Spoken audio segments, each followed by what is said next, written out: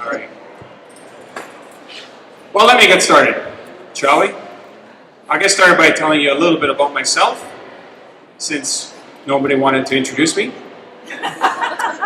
I've been lucky enough to have had a great education and quite a bit of different experiences with work. I started off with an undergraduate degree from the University of Toronto in physics and computer science. I only say this because at the core I am a science guy, and throughout the discussion I'm going to sound like I'm anti-science, but actually not the case. Then I went into law school, ended up practicing law on Bay Street, and during that time I met my wife, who was also on Bay Street as an investment banker, and we worked the long hours making the good money, and for a period of time we were vegetarian. Now, we weren't avoiding meat because we didn't want to eat meat. We were avoiding meat because we were disgusted at the meat that was readily available. And at one point, neither of us really felt 100%, so we wanted to find some sustainable sources of meat, and we went out and we started looking for for retailers, and every time we asked questions, we'd get one answer one week, another answer the next week. We said, forget it. So we started going directly to farms in Ontario. And at that time, this is over a decade ago, there was a growing number of organic farms, but they didn't really have a market to sell into. And that's where the idea for the Healthy Butcher was born. And lo and behold, in 2003 and 2004, Tara and I both quit our jobs. And then in 2005, we opened up the Healthy Butcher. Today, we have 3 locations, as well as a home delivery service called RealFoodToronto.com. And things are well. It's a challenging industry, and things are well. So what I want to do, does this work? Awesome. What I want to do is I want to talk about 3 different things. First, I want to start off with dispelling the notion that eating well necessarily means spending more money. This is a topic that came up briefly in the other discussions that just finished. And the reason why I want to start off with this is because cost is always used as the primary argument against eating real food or eating organic food. And then I'm going to talk about that in actuality, the cost of real food is actually much less than the cost of fake food, as they call it. And I'll get into what I call the true cost of food. And then I want to spend the majority of the time in an attempt to try to find a solution to convincing people to eat better. Because I certainly don't think that preaching to people that you can eat real food for the same price or less than fake food is the way to go. Because all that starts is 2 sides of the argument bickering against each other and pulling up different examples. So what I want to do is I want to get to the crux of the matter. And what I think is the real reason and what needs to happen is a change in the perception of food. How we see food, or our attitude with food, or put another way, our relationship with food. Okay? So I keep using this term real food. Let me start off with defining what real food is. Real food comes from nature. It's unprocessed or minimally processed before consumed. So fruits and vegetables, of course. Animals raised the way animals should be raised, of course. Real food heals. It's real medicine. It nourishes our bodies and minds because it is full of vitamins and minerals. Real food brings people together. It connects. It inspires, and is something worth celebrating. It's something you share with family, friends, co-workers, and neighbors, and it connects us with culture. Real food is something that you need to prioritize and prepare. And a simple yet accurate way of judging ingredients on a real food scale is that you can pronounce real food, and that real food rots.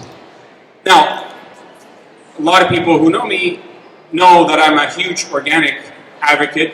Probably 90% of the product that I carry in my stores are certified organic. But I'm going to leave out of the equation of real food that it necessarily means certified organic. It is another argument and another battle and another topic entirely that deserves its own time. And at the same time, I'm a big believer in local food, judging by the fact that at least 60% at any given time of the year of the products I sell are local, depending on the season, of course. And I'm not going to stand here and tell you that real food necessarily means local food either. Again, it's another topic. Okay, so I couldn't possibly do a presentation in this day and age without some kind of an infograph. Luckily, when you Google infograph, real food, you get a 3 billion hits, so I'll just steal some. This one here is a very popular one. It was published in the New York Times and it accompanied an article by Mark Bittman. And it's fairly simple. What you see is a meal for a family of 4 at McDonald's, and then the cost of real food. A real food dinner for the family of 4. In the middle, you have a whole chicken dinner, essentially. And you know, you go to the New York Times, and underneath there's all these people bashing. Well, where do you get a chicken for $5.76? I think that's the price. You probably can't see it. Where do you get a chicken for $5.76? True. Okay, so add $10 to that, and you still can feed your family for the same price that you would if you were to go to McDonald's. And then as you go down the list, you have a bean-based vegetarian dinner for even less. Again, though, another example of eating real. Again, another infograph. You have what can you buy for $20 at KFC in this case, and then a whole bunch of other things that you can buy for $20 at a grocery store. Yet another example of small snack food, let's say, for $6 and what you can get for that amount. Now, those are all based, like I said, I stole all those infographics, so they're all based on US dollars. So let me ask you, what do you think, if you were to go to any fast food restaurant, a family of 4, how much do you think you'd be spending? Whether it be McDonald's or Burger King or any other restaurant you can think of that doesn't serve very good food. Anybody want to shoot out a number? Give me a number. $30, okay, $30. Maybe 25 if you get something on sale, right? 20. Even $20, absolutely, okay? So what I did was, I went to my own site, realfoodtoronto.com. Now, what we sell on this site is not only all organic, and it is the best of the best organic.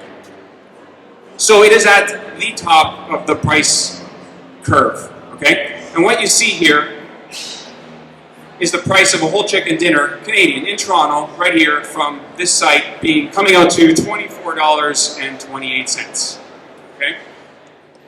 Another example, for made from scratch, pork sausages, some carrots, some other vegetables, and you're talking about a bottom line of $21, $22, okay? And there's no taxes on top of that.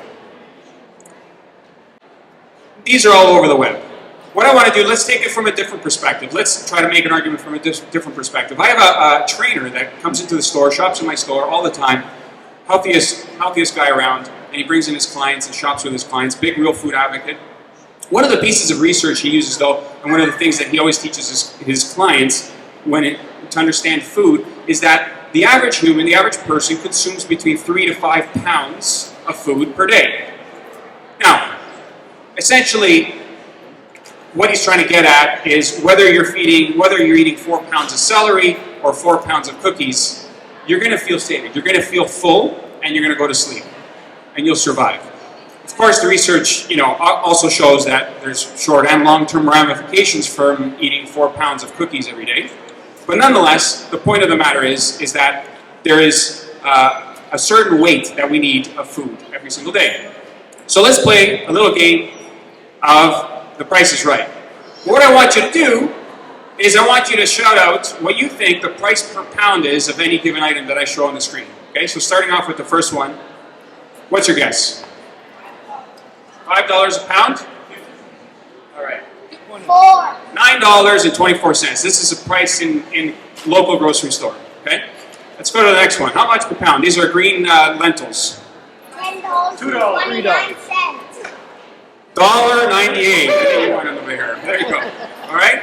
Let's play another one. Eggo. Lego my Eggo. Kellogg's Eggo. Per pound. What do we got? $5.98. Okay. How about broccoli? $5. $4.86. Two more. We got Crostini's Italian cheese, little package of goodness.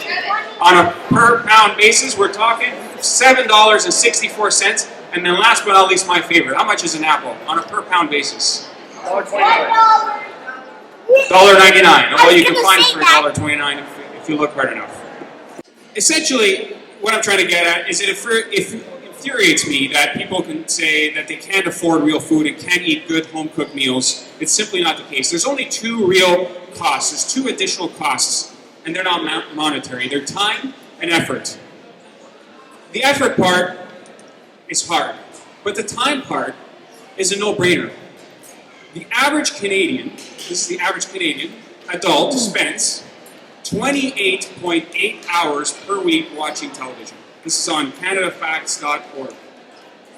If you go to if you look up American surveys, the average American, 2 hours and 50 minutes. So believe it or not, according to these surveys, Canadians watch more TV than the Americans. Nonetheless, even if you were to cut that in half, but then add in all the time you spend texting and Facebooking and emailing and surfing the web and doing all those things, you cannot tell me that there is no time. We just simply need to get off our asses and cook some damn food, right?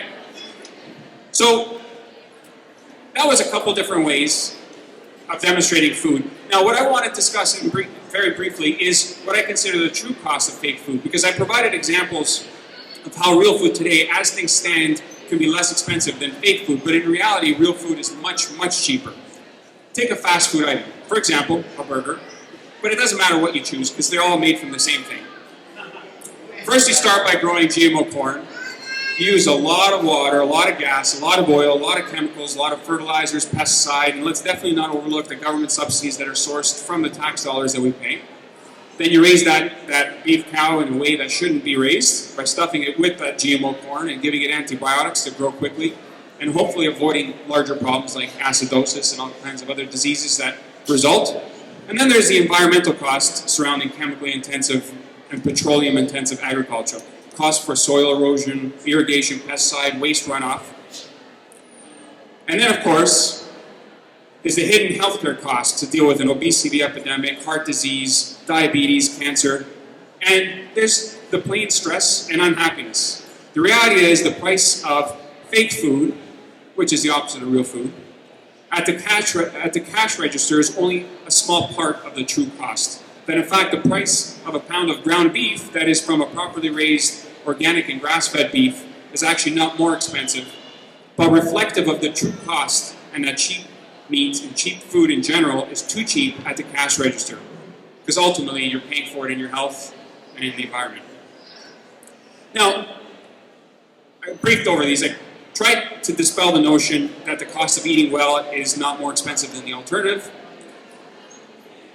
But I know that the solution doesn't lie. Like I said, the solution does not lie in arguing with junk food addicts that they aren't saving money, because I don't think we're going to get anywhere.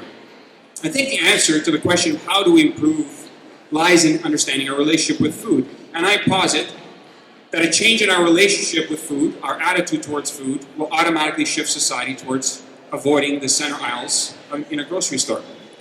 So let's take a look at the history of the role of food that has played over time. Here you see a picture of hunter-gatherers. So back then, the hunters would spend exhausting amounts of time going, finding their wild beasts, bringing their wild beasts down. What would they do? They would bring it back to their village, to where the community would gather, and it would be an entire communal gathering celebrating over their find.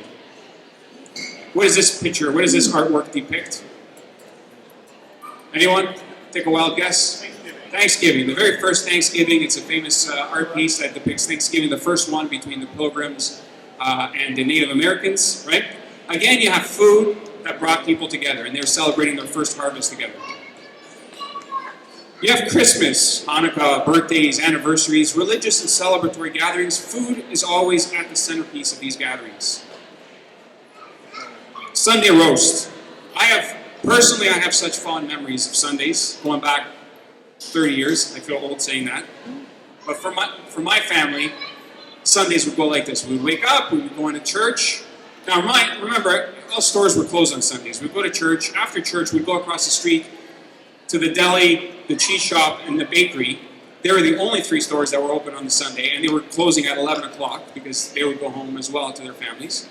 So you get your food, your fresh food, you'd go home, and the cooking would begin. I remember my dad would be making fresh pasta. My mom would start with the sauce.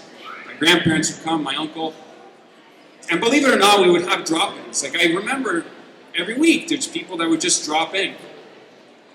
When's the last time that's happened today? You know, we spend weeks scheduling with couples We spend weeks scheduling with couples for a date a month in advance. What's this? First date, right? Two people getting to know each other. What do? You go for dinner, right? Again, dinner, food equals connection, food equals a relationship, right? Even when you're alone and you're not feeling well, what do? What do you have? Chicken soup or soup, right? It's healing. It's automatically. We see over time, and there really is no argument otherwise, that food has always played a communal role, one of bringing people together, one of enjoyment, celebration, and in harder times, even one of healing. So, is that the attitude that we have today towards food? A very interesting study was done in 1999 by an international group of professors headed by a guy named Paul Rosen. He's the professor of psychology at the University of Pennsylvania. If this topic interests you at all, definitely Google Paul Rosen. He's done some amazing research. But in this study, both adults and college students, university students, they were asked a whole bunch of questions. This is cross-country, in those 4 countries. How much they believe what they eat affects their health. How much they worry about food. How much food they consume that has been modified to be healthier, like reduced salt or no fat. And then as a result, how satisfied they are with the healthiness of their own diet. And the associations they have with food being nutritional versus culinary. And most importantly, how much they enjoyed the food.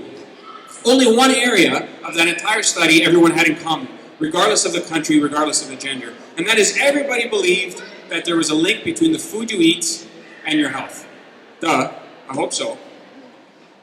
After that, the similarities ended. Everything changed. It was clear that the Americans associated food most with health and the least with pleasure. They viewed food as much a poison as it is a nutrient, and that eating is almost as dangerous as not eating. Versus, on the other side of the spectrum, the French, they associated food most with pleasure and least with health. Ironically, the Americans who did the most to alter their diet to become or stay healthy, they were the least likely to classify themselves as healthy eaters. It was an excellent attempt, this study, at finding an answer to the so-called French paradox, and we've all heard about it. It's the observation that the French have lower incidence of coronary heart disease. And up until this study, all the supposed answers had to do with finding some kind of a protective element in the French diets, like red wine, for example, right? But perhaps the real answer lied in the psychology of it. Basically, as pleasure decreased, the health also decreased. Or, put another way, as stress about food increased, the health decreased. So, if our relationship with food has become more stressful, then if we're able to pinpoint the source of that stress, we might be able to make some changes, right? The survey showed that Americans were clearly worried about the nutritional breakdown of the food. So what do we mean when we say something is nutritious? So today, the overwhelming amount of information from food packaging, government guidelines, articles in newspapers, magazines, the interweb, they all focus and prove that one food is healthier than another based on the amounts of its individual components. We stopped at some point, about 50 years ago, looking at food as a whole.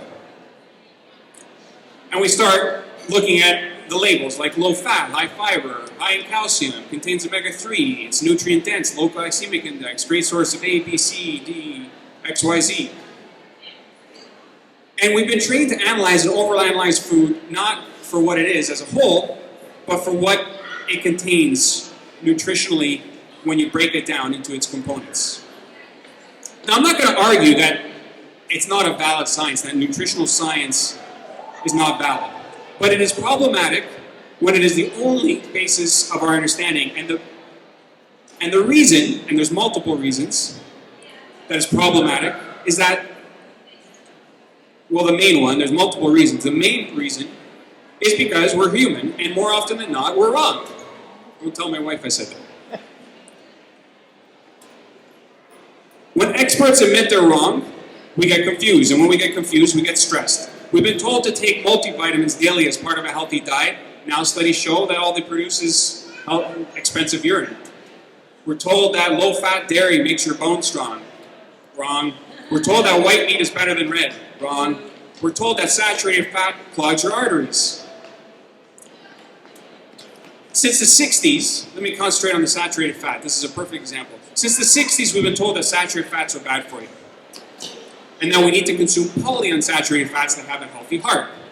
Now, we've learned, when consumed from the right sources, saturated fats are not bad for you, but they're actually essential to our brains and our bodies.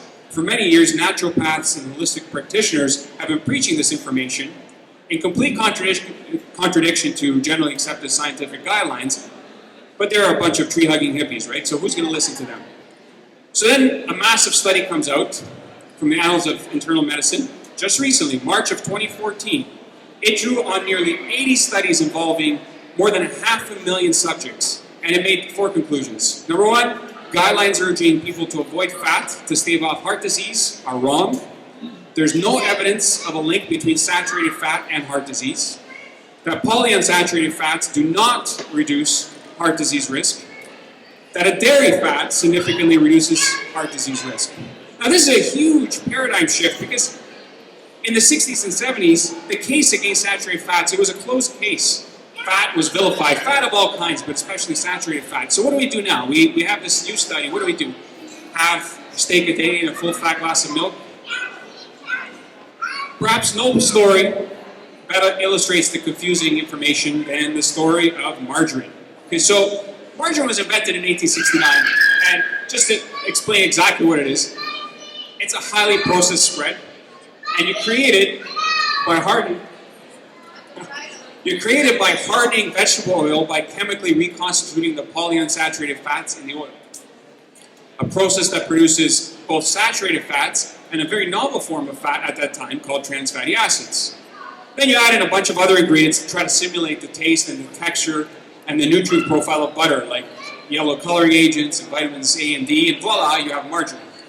Now, up until the 60s, margarine was hardly consumed. It was regarded as a cheap imitation of butter.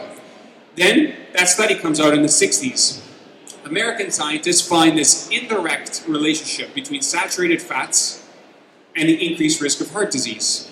The theory went that saturated fats raise blood cholesterol levels, and that when you raise blood cholesterol levels, there's an increased risk of heart disease. While polyunsaturated fats, on the other end, decrease blood cholesterol levels and therefore must be good for you.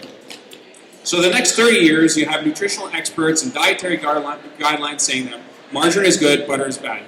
Based on the ideology of reducing a food, a real food, a whole food, down to its individual molecular composition.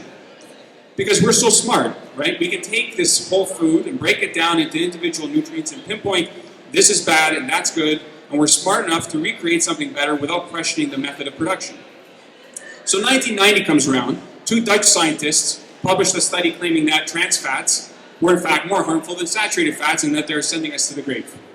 So what happened next? This is the best part of the story. What do we learn about margarine? At this point, 120 years passed since the invention of margarine, and it was clear that it was a mistake.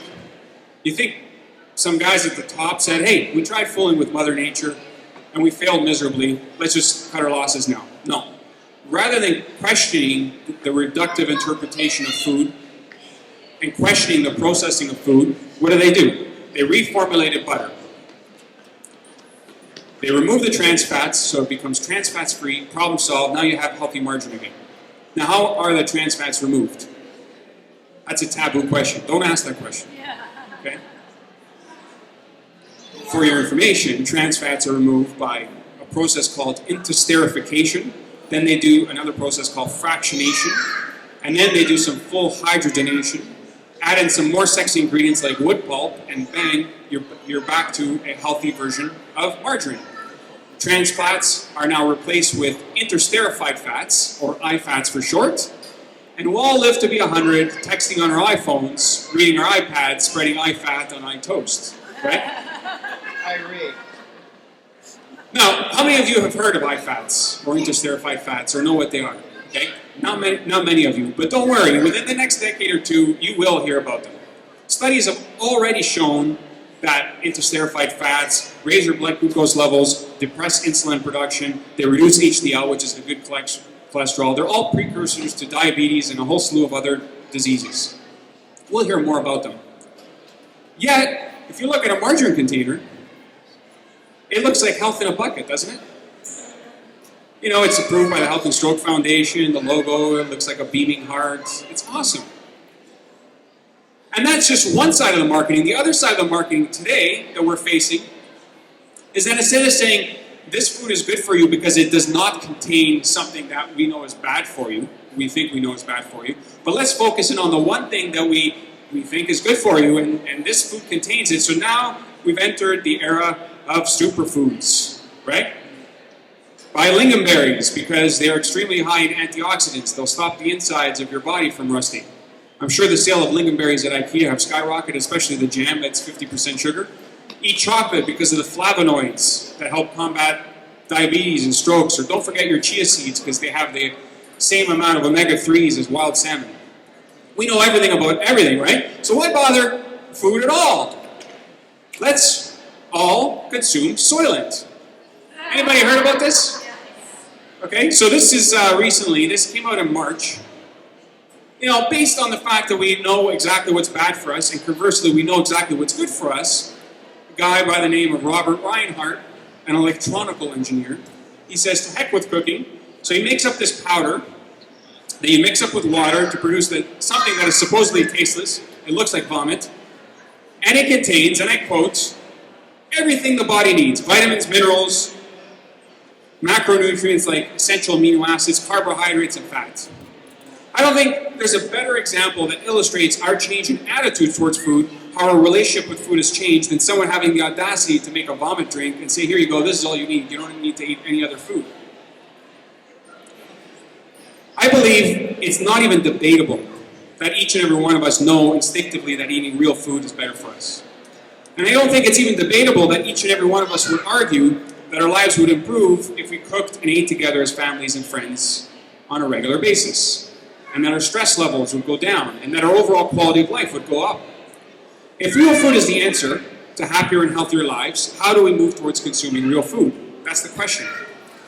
Well, we can start by stopping the confusion caused by this nutritional reductionism and take a more holistic approach to food. This is an excellent book. It's worth the read. It's called Nutritionism, The Science and Politics of Dietary Advice by Georgi Skrinis. What Mr. Skrinis proposes is a new paradigm based on food quality rather than a little box, nutritional facts. He says, while quality is a contested term, among contemporary food movements like slow food and Weston A. Price, there's a fair degree of consensus about what constitutes good quality or real food. So he created, and he proposes, a four-faceted approach. So you start off with number one, food production and processing quality. You look at the level of processing of both the ingredients as well as the final food product itself. So for the ingredients, are they whole food ingredients, or are they refined in some way, or are they completely refined and processed and reconstituted? So there's a scale. For the level of processing of the food, there's a similar scale. Is it a whole food, real food, or is it refined, or is it highly processed and reconstituted? Then you look at number two, cultural traditional knowledge. This allows for the entrance of knowledge accumulated over time and embedded in cuisines and cultural communities. Communities around the world have thrived on a broad range of dietary patterns. Does it mean that the Mediterranean diet is the be-all and end-all and that we should all drink a bottle of olive oil a day? Of course not. Does it mean that we should be eating whale blubber because the Inuit have done so? Of course not. But in all cases of cultural and regional cuisines, there's something that we can learn. Then you move on to number three, sensual practical experience. Now this is one facet that I wholeheartedly agree with. In earlier times, human senses allowed individuals to assess the nutritional quality of food. Rotted food looked and smelled rotten. Today, food science has killed our senses. Our senses were never designed to detect the hidden artificial ingredients in food and the hidden oils and the modified starches and the 40 different forms of sugar. Carlo Petrini, who was the founder of slow food, once said, "The education of taste is the slow way to resist McDonaldization." By engaging our senses once again, our mind will automatically draw inference of what food is and what food should be. I'll never forget last year, my 4-year-old daughter pulled out her first carrot from our little backyard garden. We cleaned it up. She took a bite, and without any cue from us, she said, "This is the best carrot I've ever had." Incredible. And then finally, nutritional scientific analysis. Let's not throw away the entire body of science that we've worked hard. We have smart people working in nutritional science, but it is one part of the pie, not the entire pie. In essence, what I propose and what Mr. Skrinas proposes is a fundamental overhaul of food labeling and food marketing regulations. We should replace the nutrition box with a food quality box. You list the type, quantity, and source of the ingredients in food, like place of origin, organic versus chemically grown, the inclusion of GMOs, pesticides, hormones, antibiotics. You specify the types of processing used. For fats, it's not enough to say saturated fats, but what types of saturated fats? And how have those fats been extracted? Are vitamins naturally occurring in the ingredients in the food, or have they been artificially added? From a health and ecological perspective, all of this information is irrelevant. Where does it fit on the label? What if a link was included? Or a little barcode? Or a QR code? The technology is there that we can provide this information readily. As a start, claims should be strictly prohibited, health claims should be strictly prohibited, since invariably they exaggerate or distort the significance of particular nutrients. Essentially, consumers should be able to draw their own conclusions. In this quote, food, not nutrients, is the fundamental part of nutrition. So what should you do? Let's get to the bottom line. The reality of it is that the removal of nutritional labeling as it stands today is not going to happen anytime soon. That's just the reality. So here are my simple suggestions of what we all should start doing today. And the only real cost is like what I said before, two facets, time and effort. First, you focus on the ingredient list, not the nutrition box. Forget the nutrition box, avoid it. Just look at the ingredients. Second, you learn to cook. I'm not going to lie to you, cooking is not necessarily easy. It's an art, and art is not always easy. It wasn't easy for Michelangelo to paint the Sistine Chapel, but I can assure you he enjoyed it, and he enjoyed the fruits of his labor. While you're learning to cook, it's work. It's work. Because someone who doesn't know how to cook sees cooking as a means to an end. Cooking is not pleasurable like making love or watching a movie. Mark Bittman had this to say in one of his articles. Most of the time, we cook the way we walk, to get somewhere, to get food on the table. That's the goal. But as you learn, you get better at it. First, you follow recipes to the letter. Then you begin to synthesize some of those recipes, comparing one with another and drawing on what you see as the best of them. Then you develop a repertoire of recipes you've made your own. And finally, you throw away the books completely. You start shopping, you open the refrigerator, and you cook. You cook like a grandmother or like anyone with experience. And you know what? When you even have a small base of cooking knowledge, it becomes fun and no longer work. Shop and cook, especially with your kids. They will absorb every bit, and it will change their life for the good forever. Let them sniff the vegetables, even get them, your 3-year-old, a little knife to use, and start chopping some vegetables. Plant a garden. The work by organizations like Evergreen, who created Brickworks here, are brilliant. They've helped create so many school and community gardens around the country. It is amazing. But at home, for yourself, dig up a piece of useless grass and plant a garden. If you don't have that patch of grass, Google community gardens. There are so many around the city. There are so many places that you can find your own plots for free. It won't take you long, and it's worth every bit of time and effort. Eat together, slow down, and enjoy. Relearn to eat for communal and family gatherings. Invite friends and family over for a Sunday roast. I understand we're all busy, but we can make a little bit of time. And when you do, slow down and enjoy it. Relearn to eat for pleasure. I know there's a lot of vegetarians and probably vegans in the room, but no vegan can come to me and say that they thoroughly enjoyed that tofurkey that they had last Thanksgiving. You know, when food is not pleasurable, it ends up being a bunch of nutrients compiled into an edible package, and then we have a problem. Choose to eat real food. It's a tragic irony that humankind can be the same being that performs astounding scientific and medical breakthroughs, from flying a rocket to the moon and back to organ transplants, heart, lungs, liver, intestines, having a mind capable of Newton's Principia and Einstein's theory of relativity, but at the same time, that same mind produces the ultimate garbage for consumption, to feed that mind. There's no single optimal diet. Don't bother jumping on the gluten-free bandwagon or the juice cleansing bandwagon or the paleo bandwagon or the raw food detoxes bandwagon, because the best thing you can do is eat real food and enjoy every morsel of it. Have your kids do the same. Change your attitude towards food. Vote with your dollars. Understand that how you spend your dollars will not only change your own health, but will change the industry. And you don't need to spend more money. That is a myth. You just need to spend more time and effort. Eat real, live healthy. Most importantly, shop on RealFoodToronto.com. Thank you.